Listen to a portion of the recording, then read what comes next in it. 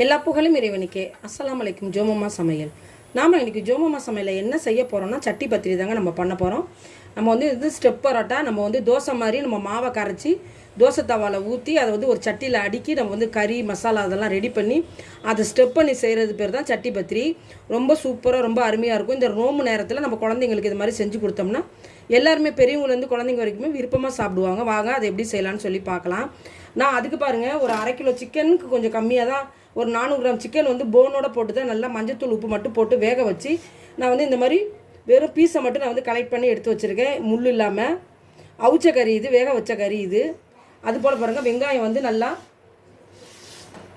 பெரிய வெங்காயமாக ஒரு 3 வெங்காயத்துக்கிட்ட, சின்ன வெங்காயம்னா ஒரு 4 வெங்காயம் எடுத்துக்கோங்க, பெரிய வெங்காயம்னா ஒரு 3 வெங்காயம் இந்த மாதிரி நல்லா சாப் பண்ணி வச்சுக்கோங்க, நல்லா நைஸாக. இது வந்து மசாலா ரெடி பண்ணுறதுக்கு தான். உங்களுக்கு பிடிச்சது மாதிரி தான். உங்களுக்கு வெஜ்ஜு வெறும் சிக்கன் மட்டும் வச்சு செய்கிறதா இருந்தால் நீங்கள் வெறும் சிக்கன் வச்சு செஞ்சுக்குங்க. நீங்கள் சிக்கனோட காய்கறி வச்சு செய்கிறதா இருந்தால் காய்கறி வச்சு செஞ்சுக்க. ஸ்டெப்பு நல்லா கூடுதலாக கிடைக்கும். மசாலா நல்லா ரொம்ப டேஸ்டியாக இருக்கும் சாப்பிட்றதுக்கும். வாங்க, அதுக்கு நான் ஒரு 2 கேரட் எடுத்து பொடியாக சாப் பண்ணி வச்சுருக்கிறேன். ஒரு 3 பச்சை மிளகாய் பொடியாக நறுக்கி வச்சுருக்கேன். ஒரு 2 குடமிளகா பொடியாக நறுக்கி வச்சுருக்கேன். கொஞ்சம் கொத்தமல்லி பாருங்கள் பொடியாக நறுக்கி வச்சுருக்கேன். கொஞ்சம் கருவேப்பிலையும் நம்ம போட்டுக்கலாம், பொடியாக நறுக்கி போட்டுக்கலாம். இதுக்கு இஞ்சி பூண்டு பேஸ்ட்டு இன்னும் மசாலாஸ்லாம் நம்ம சேர்ப்போம். இது வந்து நம்ம வந்து வெட்டி வச்ச காய்கறி வரைக்கும் தான் நான் காட்டியிருக்கிறேன். வாங்க, நம்ம சட்டி பத்திரி பண்ணுறதுக்கு நம்ம வந்து அந்த தோசை மாவுக்கு நம்ம வந்து எவ்வளோ நம்ம அந்த பரோட்டா மாதிரி நம்ம செய்யணும் இல்லையா, அதுக்கு வந்து நம்ம மாவு வந்து ரெடி பண்ணிக்கலாம். நான் வந்து கோதுமை மாவு தான் வந்து, இது வந்து 1/2 கப்பு கோதுமை. நான் 1 கப் கோதுமை மாவு சேர்த்துக்கிறேன். பாருங்கள், 1 கப் கோதுமை மாவு சேர்த்துருக்கேன். இதில் வந்து ஒரு 8லேருந்து ஒரு 9 10 தோசை கிட்ட வரும்.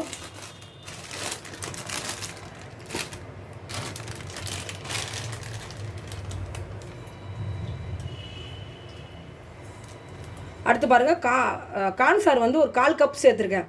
இது வந்து 1 கப்பு கிடையாது அளவு, இது வந்து 1/2 கப் அளவு. 1/2 கப்பில் வந்து நான் ஒரு பாதி போட்டிருக்கேன், 1/4 கப் கார்ன்ஃப்ளவர் போட்டிருக்கேன். நாங்கள் இப்போ நான் வந்து 1 கப்பு வந்து கோதுமை மாவு சேர்த்துருக்கேன். ஒரு 1/4 கப்பு வந்து கார்ன்ஃப்ளவர் மாவு சேர்த்துருக்கேன். பரோட்டாவுக்கு வந்து மாவு பத்தாது, அதனால வந்து நான் திருப்பி ஒரு 1/2 கப் அளவுக்கு நான் வந்து கோதுமை மாவு சேர்த்துக்கிறேன். கோதுமை மாவு தான் சேர்த்துருக்கேன், வேறு கார்ன்ஃப்ளவர் சேர்க்கல. கார்ன்ஃப்ளவர் போதும்.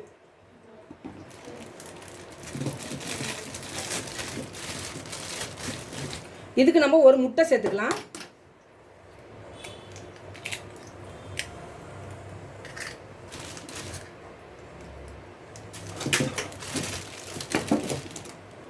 இதுக்கு தேவையான உப்பு சேர்த்துக்கலாம். இந்த மாவுக்கு தேவையான உப்பு சேர்த்துருக்கேன்.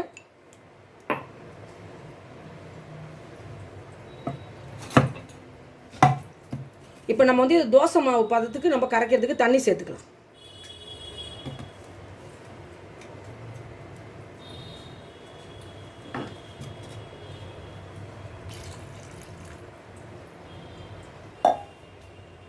இதை நம்ம நல்லா கரைச்சி எடுத்துக்கலாம். பாருங்கள், மாவு வந்து நம்ம வந்து ரஃப்பாக தான் கரைச்சிருக்கிறோம்.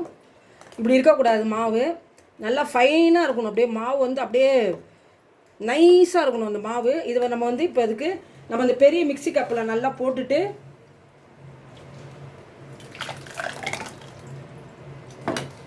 நம்ம மிக்ஸி கப்பில் அந்த மாவை வந்து சேர்த்துட்டோம்.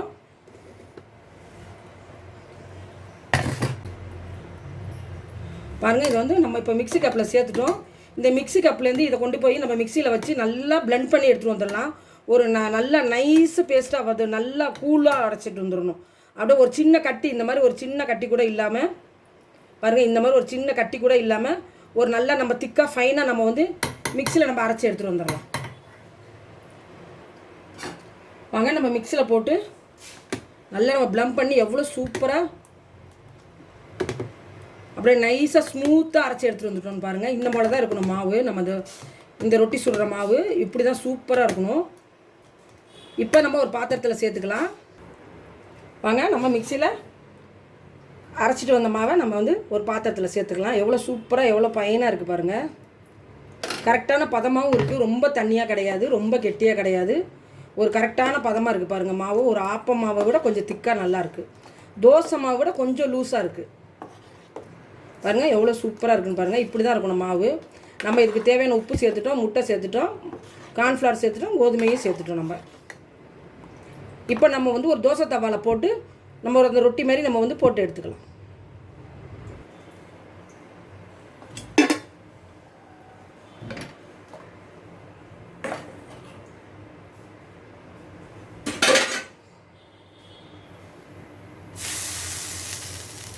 வாங்க நம்ம சட்டி பத்திரிக்கை நம்ம ரொட்டி சுட ஆரம்பிச்சிடலாம். நம்ம கரைச்ச மாவை நம்ம வந்து சட்டி பத்திரிக்கை நம்ம எந்த சட்டியில் வைக்கிறோமோ அந்த சட்டியோட அளவுக்கு கொஞ்சம் நம்ம வந்து நம்ம அது ரொட்டி மாதிரி நம்ம போட்டுக்கிடும்.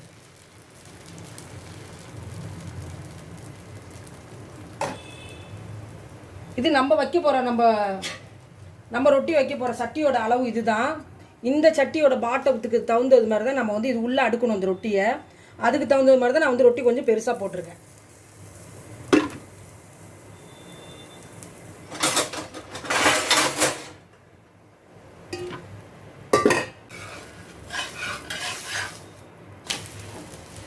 இப்படி நம்ம பெரட்டி போட்டுடணும். 2 சைடும் எடுத்துடலாம். எடுத்து ஒரு பிளேட்டில் வச்சுக்கலாம்.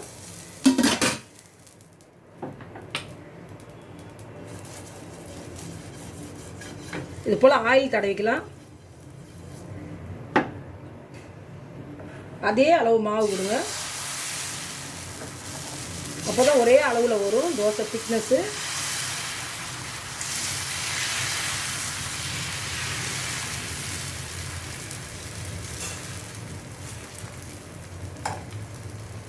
நல்லா வேகட்டும்.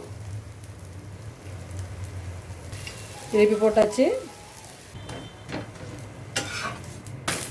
இந்த ரொட்டி நல்லா வெந்துருச்சு. அடுத்தது நம்ம போட்டுக்கலாம்.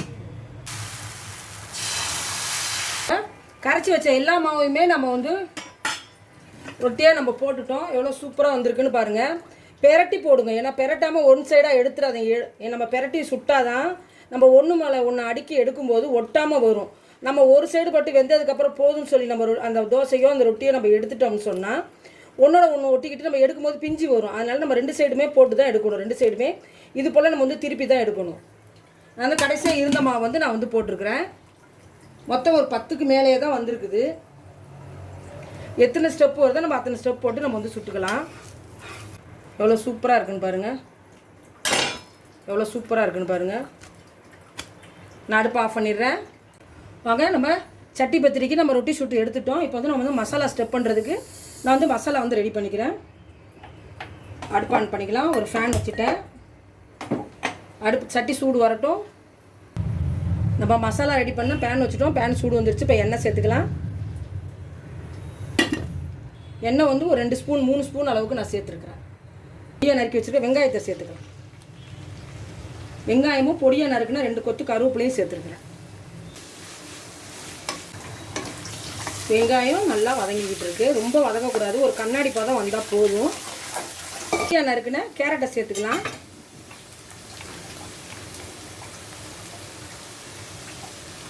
பச்சை மிளகாய் சேர்த்துக்கலாம். இதுக்கு தேவையான உப்பையும் சேர்த்துக்கலாம். இந்த மசாலாவுக்கு தேவையான உப்பு சேர்த்துக்கலாம். அதிகம் கேரட் அதிகமாகிடும் அப்புறம். அதனால் நான் வந்து எல்லாத்தையும் சேர்க்கலை. அடுத்ததான் நம்ம இஞ்சி பூண்டு பேஸ்ட் சேர்த்துக்கலாம். 1 ஸ்பூன் அளவுக்கு நான் இஞ்சி பூண்டு பேஸ்ட் சேர்த்துருக்கேன். பொடியாக நறுக்குன்னு குடமிளகாயும் கொத்தமல்லி கீரையும் நம்ம சேர்த்துடலாம்.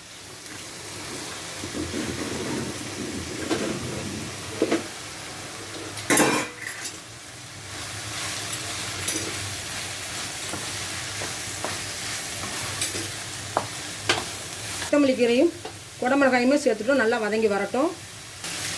நம்ம தூள் பண்ணி வச்சுருக்கிற மிளகு சீரகத்தூள் வந்து ஒரு டேபிள் ஸ்பூன் அளவுக்கு சேர்த்துக்கலாம். இது வந்து சின்ன ஸ்பூனாக அதனால் நான் 2 போட்டிருக்கேன். இது வந்து 1 டேபிள் ஸ்பூன் அளவுக்கு சேர்த்துருக்கேன். அடுத்து சில்லி ஃப்ளேக்ஸ் வந்து நம்ம வந்து 1 ஸ்பூன் அளவுக்கு சேர்த்துக்கலாம். அடுத்து மஞ்சத்தூள் ஒரு 1/4 ஸ்பூன். அடுத்து நம்ம வேக வச்சு உதுத்து வச்சுருக்கிற சிக்கனை நம்ம போன்லெஸ் பண்ணி வச்சுருக்கிற சிக்கனை நம்ம சேர்த்துக்கலாம்.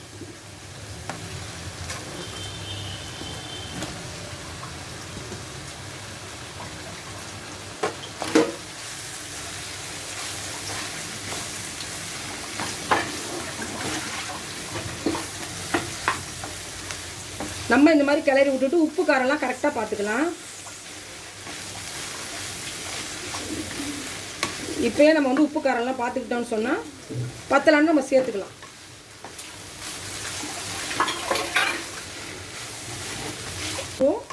நம்ம இப்போ அடுப்பை ஆஃப் பண்ணிக்கலாம். அடுத்து வந்து நம்ம எப்படி பரோட்டாவை ஸ்டெப் பண்ணுறதுன்னு சொல்லி பார்க்கலாம்.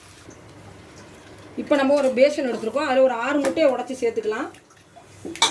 ஏன்னா வந்து ரொட்டி அதிகங்கிறதுனால நமக்கு வந்து முட்டை ஜாஸ்தி தேவைப்படும்.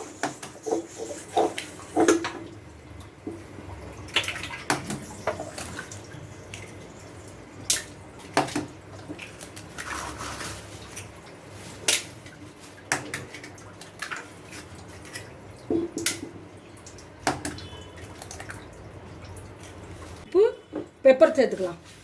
வந்து மிளகுத்தூள் சேர்த்துக்கலாம். இதுக்கு தேவையான தூள் உப்பும் சேர்த்துக்கலாம். வச்சு அடித்து எடுத்துக்கலாம்.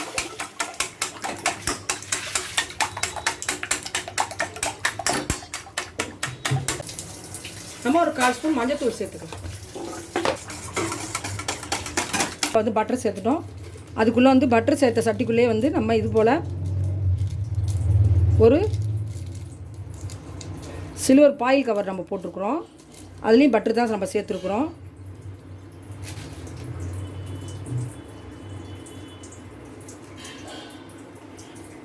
இப்போ இதில் வந்து நம்ம சுட்டு வச்சுருக்கிற ரொட்டியை இந்த முட்டையில் வந்து நல்லா டிப் பண்ணிக்கலாம்.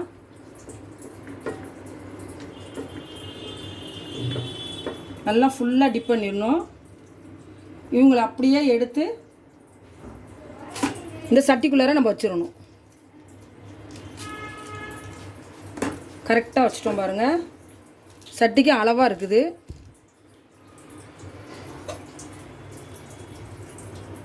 இப்போ நம்ம கலந்து வச்சுருக்க மசாலாவை நம்ம வந்து ஸ்டெப் பண்ணணும்.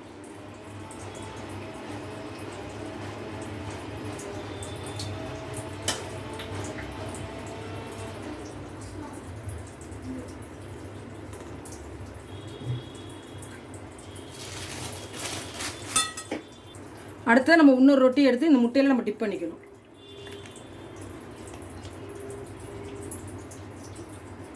அப்படியே உங்களை பிஞ்சிராமல் எடுத்து அப்படியே இதில் ஒரு அடுக்கு வச்சிடணும்.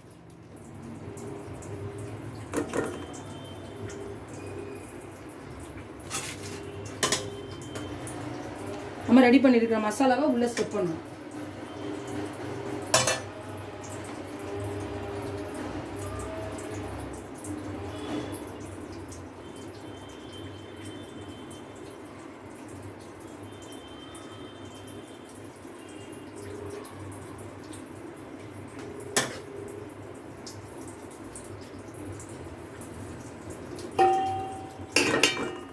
ஸ்டெப் பண்ணியாச்சு. அடுத்ததாக இருக்கிற ரொட்டி எடுத்து இது போல் முட்டையில் டிப் பண்ணணும். அவங்களே எடுத்து இதே போல் இந்த அடுக்காக போட்டுருங்க மேலே.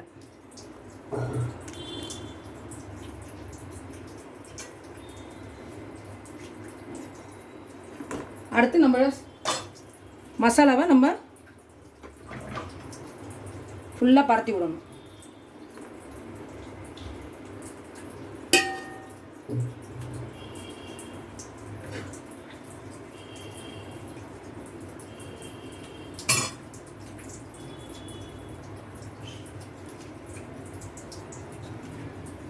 அடுத்தவும் மறுபடியும் ஒரு ரொட்டி எடுத்து முட்டையில் டிப் பண்ணிடணும். டிப் பண்ணிவிட்டு நம்ம அது மேலே விரித்து விட்டுறணும். ஃபுல்லாக கவர் பண்ணிடணும்.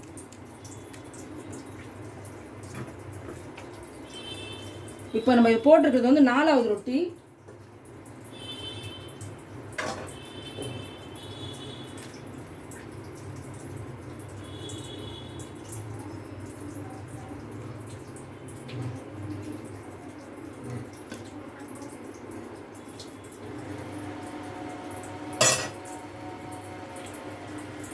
இது வந்து 5வது ரொட்டி.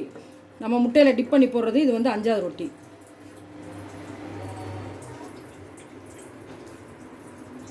போட்டாச்சு. நம்ம மசாலா வந்து ஸ்டெப் பண்ணிக்கலாம்.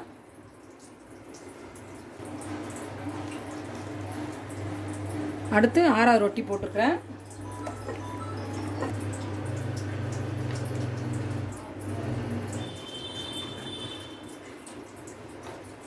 மேலே மசாலா டிப் பண்ணிடலாம்.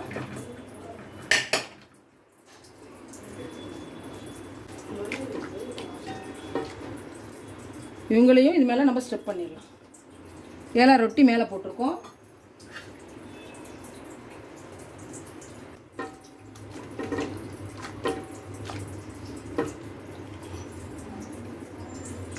மேலே போட்டாச்சு.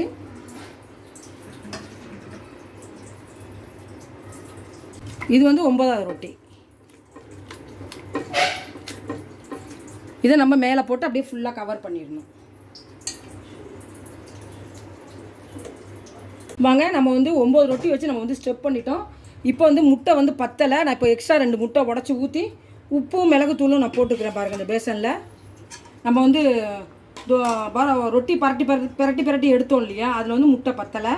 நம்ம இப்போ உள்ளே ஊற்றுறதுக்கு நான் எக்ஸ்ட்ரா வந்து 3 முட்டை போட்டிருக்கேன். 3 முட்டை, உப்பு மிளகுத்தூள் போட்டிருக்கேன். 1 ஸ்பூன் எண்ணெய் போட்டிருக்கேன். ஒரே ஒரு ஸ்பூன் ஆயில் போட்டிருக்கேன் இந்த முட்டையில். இப்போ இந்த நம்ம ஸ்டெப் பண்ணி வச்சுருக்கிற பரோட்டாலாம் இந்த ரொட்டியில் இந்த நம்ம முட்டை இதில் நம்ம வந்து ஊற்றணும்.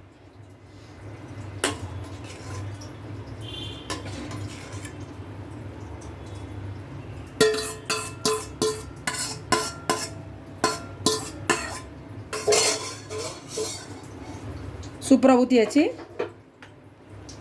இப்போ நம்ம வந்து இது போல் ஒரு தோசை தவா வச்சுருக்கேன் பாருங்கள். அடுப்பில் தோசை தவா வந்து ஹீட் ஆகிடுச்சு.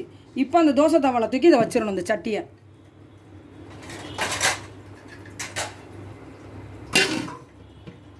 இப்படியே வந்து ஒரு 15 நிமிஷம் இருக்கணும். இந்த தோசை தவா மேலே ஒரு தோசை தவா மேலே ஒரு 15 நிமிஷம் இருக்கணும். நம்ம அதுக்கு மேலே கொஞ்சம் வெயிட் வைக்கணும். அப்போ தான் இந்த ஆவியில் நல்லா உள்ளே நின்று நல்லா வேகும். நம்ம வந்து வெயிட்டு தூக்கி வச்சிடலாம். ஒரு 1/4 மணி நேரம் இப்படியே இருக்கட்டும். இந்த சட்டி பத்திரி நம்ம தோசை தவா வச்சு தான் வச்சுருக்கோம். அப்போ தான் பிடிக்காமல் இருக்கும், தீஞ்சிடாது சீக்கிரத்தில். மேலே ஒரு வெயிட் வச்சுருக்கோம். இப்படியே ஒரு 15 நிமிஷம் இருக்கட்டும், பார்க்கலாம் வாங்க. சட்டி பத்திரி வந்து ஒரு 20 நிமிஷமாக அடுப்பில் நம்ம வந்து தோசை தவா வச்சு சிம்மில் வச்சுருந்தோம். இப்போ நம்ம அது ரெடி ஆகிடுச்சான்னு சொல்லி நம்ம பார்த்துடலாம். வெயிட் வச்சுருந்தோம். அந்த டப்பாவை நம்ம எடுத்துடலாம்.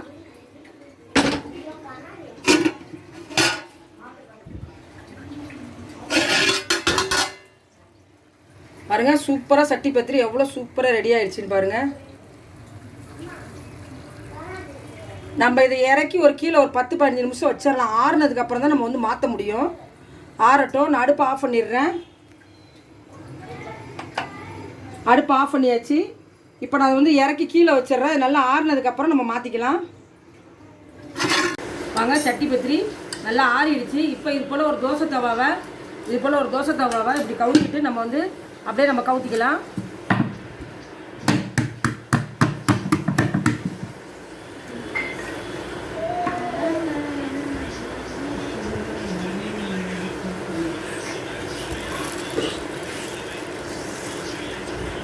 நம்ம போட்டிருந்தா ஃபாயில் கவர் நம்ம எடுத்தாச்சு.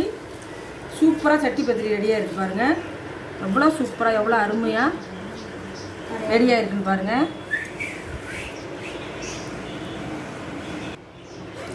சூப்பராக அருமையாக சட்டி பத்திரி ரெடி ஆகிடுச்சு பாருங்கள். நம்ம 9 ஸ்டெப்பு வச்சுருந்தோம் சட்டி பத்திரியில். சூப்பராக ரெடி ஆகிடுச்சு. இப்போ நம்ம வந்து கட் பண்ணி எடுத்துக்கலாம். இது போல் நல்லா நீட்டமாக நல்லா நீள கத்தியாக எடுத்துக்கங்க, நல்லா அறுக்கிறதுக்கு ஈஸியாக.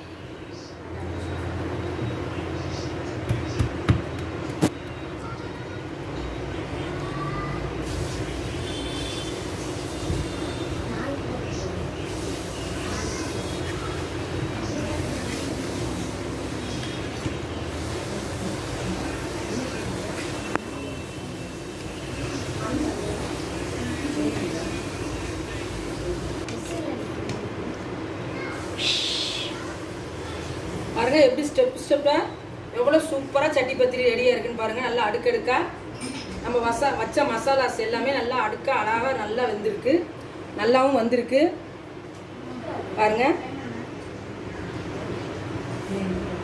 நல்லா ஸ்டெப்பாக லேயராக இருக்குது பாருங்கள். ரொட்டி மசாலாவும் அதே மாதிரியே இருக்குது. இது போலயே நம்ம எல்லா சட்டி பத்திரியுமே நம்ம பீஸ் போட்டு எடுத்துக்கலாம். இந்த மாதிரி ஒரு ஸ்நாக் வந்து நோம்பு டைமில் பிள்ளைங்களுக்கு நோம்பு திறக்கும்போது நம்ம செஞ்சு கொடுத்தோம்னா குழந்தைங்க ரொம்ப விரும்பி சாப்பிடுவாங்க. இந்த வீடியோ உங்கள் எல்லாருக்குமே ரொம்ப பிடிக்கும்னு நினைக்கிறேன். இந்த வீடியோ உங்களுக்கு பிடிச்சிருந்தா லைக் பண்ணுங்கள், ஃப்ரெண்ட்ஸ் அண்ட் ஃபேமிலிக்கு ஷேர் பண்ணுங்கள், மறக்காமல் ஜோமம்மா சேனலுக்கு சப்ஸ்கிரைப் பண்ணுங்கள், பெல் ஐக்கானை கிளிக் பண்ணுங்கள். தேங்க்யூ.